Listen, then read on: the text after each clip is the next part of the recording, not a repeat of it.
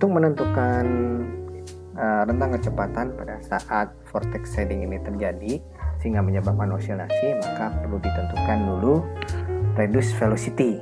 Nah, persamaan reduced velocity itu dapat ditentukan melalui persamaan berikut ya. VR sama dengan UC dibagi Fn dikalikan dt, di mana UC adalah flow velocity normal to pipe axis, Fn adalah natural frequency of pipe span, dan dt adalah outer pipe diameter including coating. Nah, di sini bagaimana kita mencari UC? UC itu adalah perpaduan antara US ditambah UD. US itu adalah significant velocity ya, velocity yang signifikan, dan ditambah rata-rata kecepatan rata-rata daripada arus.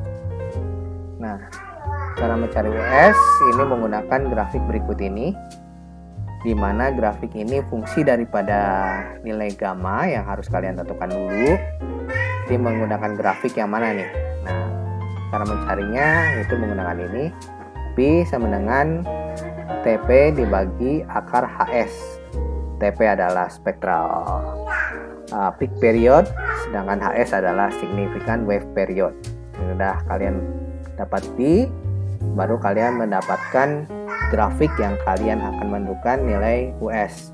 Jadi nanti kalian dapat menghitung ya TN per TE, TP. TN itu sendiri adalah wave period ya, dibagikan dengan spectral peak period. Nanti ditarik ke atas sehingga mendapatkan grafik yang ditentukan, kemudian ke kiri, kemudian ini ada TN dibagi HS.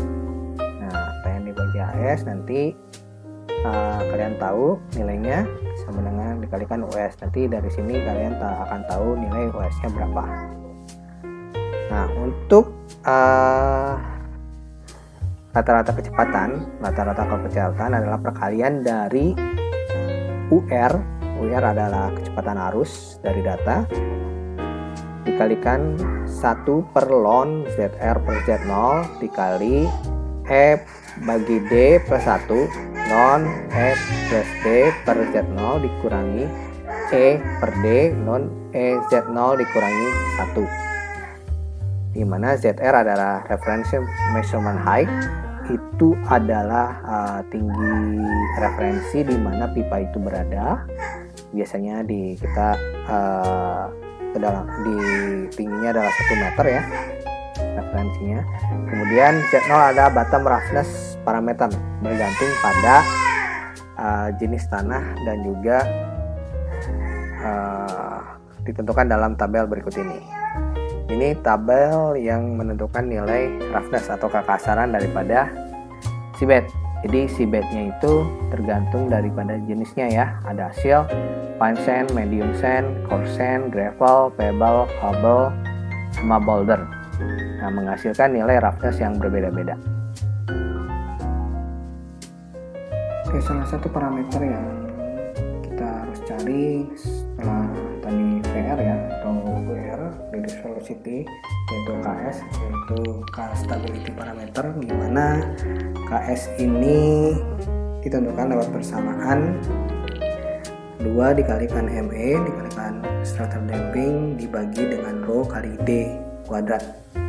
Nah, ini adalah structural damping, nilainya 0,125. Sedangkan untuk nilai KS itu juga ditentukan berdasarkan tipe daripada osilasinya. Tipe osilasi dibagi 2, yaitu adalah inline motion dan cross flow motion. Oke, untuk nilai inline motion, inline motion terjadi apabila nilai VR itu antara nilai 1 sampai 3,5 dan nilai KS-nya di bawah 1,8. Nah, kalian dari DNV 1981 mengeluarkan suatu grafik, jadi kalian bisa mengplotkan kondisi pipa pada saat terkena arus, apakah terjadi pergerakan atau tidak secara inline. Nanti kalian tentukan sendiri nilai FR dengan persamaan yang tadi dan nilai KS dengan persamaan yang tadi, dan kalian plotkan. Nah, nanti dia berada di daerah mana, antara motion atau no motion, atau first instability atau di second instability. Kemudian yang kedua yang untuk kalian perlu di consider adalah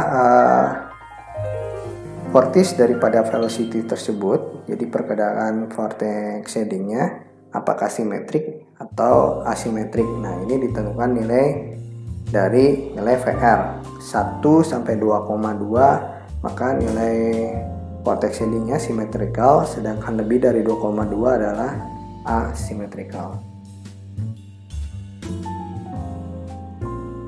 Kemudian yang berikutnya adalah crossflow oscillation. Nah, crossflow oscillation itu apabila terjadi nilai KS-nya di bawah 16 ya, di bawah 16. Nah, DNV 1981 mengeluarkan suatu grafik ya antara hubungan VR dan bilangan Reynolds. Nanti kalian bisa memplotkan dari dua nilai VR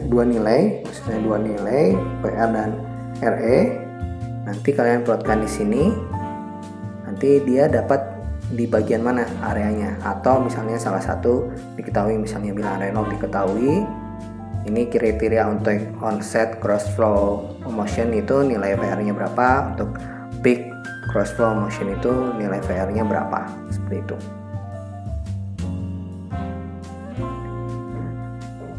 Nah, ini yang parameter terakhir atau tujuan terakhir kita untuk free span analysis adalah menentukan panjang span kritis. Nah, panjang span kritis berdasarkan kalau kita melakukan secara dynamic analysis itu ada dua yang perlu kita tentukan, yaitu dari crossflow motion dan inline motion. Untuk crossflow motion sendiri adalah LC sama dengan akar CE UR kali D dibagi 2 Pi UC dikalikan akar EI dibagi ME. UR di sini adalah sama dengan VR yang tadi ya, yang dapat dilihat dari grafik atau yang persamaan sebelumnya, reduced velocity. Sedangkan untuk inline motion, LC sama dengan akar CE dikalikan VN dibagi 2Pi kali akar EI dibagi ME. Nah, nanti kalian akan mendapatkan dua nilai critical span length.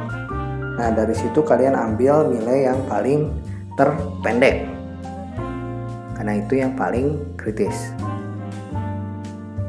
Oke, sekarang contoh untuk menentukan critical span length berdasarkan dynamic analysis secara sederhana ya. Pertama, data pipeline itu ada outside diameter 0,2757 meter, inside diameter 0,2509. Kemudian ada density of fluid in pipe 107 kg per meter kubik, density of pipe 1024 kg per meter kubik, mass of pipe and coating 74 kg per meter, kinematic viscosity 1,565 kali 10⁻⁻⁶ meter persegi per detik, current velocity 0,35 meter per detik, sama konstanta daripada support digunakan 15,4. Tahap pertama adalah kita menentukan effective mass, di mana effective mass itu penjumlahan dari MP, MC massa daripada konten tersebut, kemudian MA massa daripada unit mass ya. Nah, MC sendiri dapat dicari Pi kali D kuadrat bagi 4 dikalikan daripada rho daripada konten itu sendiri, sedangkan MA Pi kali D kuadrat dibagi 4 dikalikan dari fluid in pipe-nya ya. Jadi nanti ME 74 ditambah 5,29 ditambah 61,13 sama dengan 140,5 kg per meter. Kemudian tahap kedua kita tentukan stability parameter atau KS. KS dengan perumusan 2 kali ME dikalikan structural damping dibagi rho dikalikan D kuadrat ya. Kemudian ini didapat cari sama dengan 0,451. Kemudian ini bilangan Reynolds tadi ya, di persamaan sebelahnya 0,35 dikalikan D dibagikan viscosity-nya ya, sama dengan 6,1658 dikali 10 pangkat 4. Setelah KS dan RE ditentukan, kalian bisa menentukan reduced velocity ya dari grafik sebelumnya yang dikeluarkan oleh DNV 1981. Nah, di contoh di sini reduced velocity-nya di grafik didapat dari 1,6 dan 5. 1,6 untuk inline motion dan 5 untuk cross flow motion. Kemudian kalian cari nilai LC-nya menggunakan persamaan sebelumnya, sehingga untuk cross flow motion didapat 59,1 meter dan untuk inline motion-nya adalah 33,5 meter. Nah, kalian di sini kalian tentukan span length, critical span length-nya berapa. Jadi diambil nilai yang terkecil, yaitu berdasarkan inline motion ya, 33,5 meter. Oke, sekarang fatigue analysis. Nah, fatigue analysis saya menggunakan persamaan yang berada di bukunya Offshore Pipeline dari Boyan Go ya. Nah, yang pertama tahapnya kalau mau menentukan fatigue analysis, yaitu kita harus menentukan dulu pipe natural frekuensinya berapa dengan persamaan sebelumnya. Kemudian yang kedua kita menentukan kecepatan arus yang terjadi ya, probabilitasnya berapa, distribusinya. Nah, nanti kalian bentuk seperti ini, kemudian kalian tentukan nilai frekuensinya. Nah, setelah itu kalian masukkan di plot grafik seperti ini untuk menentukan UC dibagi DFN ya. Nanti kalian plotkan di sini. Jadi nanti ini adalah frekuensi daripada velocity dibagi dengan Fn-nya adalah pipe natural frequency period. Kalian plotkan nilainya dapatnya di sini berapa. Kemudian kalian bisa plotkan di grafik yang lurus atau grafik yang terputus-putus ini, sehingga mendapatkan nilai UC dibagi D kali Fn. Setelah itu kalian perlu menentukan amplitude rasio A per D berdasarkan nilai stability parameter ya. Nah, stability parameter ini bergantung dari nilai UR tadi ya, reduced velocity kalian. Kalau reduced velocity-nya kurang dari 2,2 pakai yang grafik garis yang first instability. Kalau yang lebih dari 2,2 jangan pakai yang second instability region. Nah, kemudian kita tentukan nilai fatigue life berdasarkan persamaan berikut ini. Jadi ini fatigue life ya, berdasarkan 5,133 dikali 10 pangkat 18 dikalikan LS dibagi D ya. Ini LS adalah span length. Span length itu adalah span yang terjadi aktual ya, di lapangannya berapa, pangkat 8 dibagi DS per D ya, di pangkat 4 dikalikan Fn, kemudian dikalikan penjumlahan daripada perkalian yang tadi ya, yang didapat daripada grafik tersebut. Oke, sekarang setelah kalian mengetahui fatigue life, maka dan critical span length, kalian bisa melakukan mitigasi. Nah, misalnya di sini ada sebagai contoh ada span length berdasarkan 120 meter, ini 108, kemudian 92 meter. Nah, apabila nilai-nilai ini di luar dari critical span length, maka kalian perlu melakukan mitigasi atau penambahan support. Nah, penambahan support yang pertama bisa dilakukan dengan penimbunan rock damping ya, seperti ini. Nah, kalau rock damping ada volumenya, jadi kalian bisa hitung volumenya, bentuknya seperti ini ya. Trapesium ini tingginya 0,4 dengan volumenya adalah 2950 meter kubik dan selanjutnya. Nah, sebagai alternatif lagi, kalau tidak memakai rock damping bisa menggunakan grout bag. Nah, grout bagnya bentuknya seperti ini.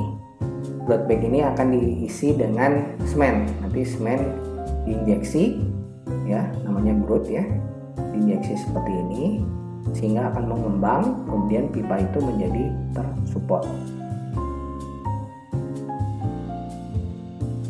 Nah, terakhir lagi bisa menggunakan jet trenching, yaitu jet trenching kita akan mengkoreksi posisi pipa atau menimbun pipa di bagian kiri dan kanan, begitu. Jadi biar ada sedimentasi di sekitar pipanya tersebut.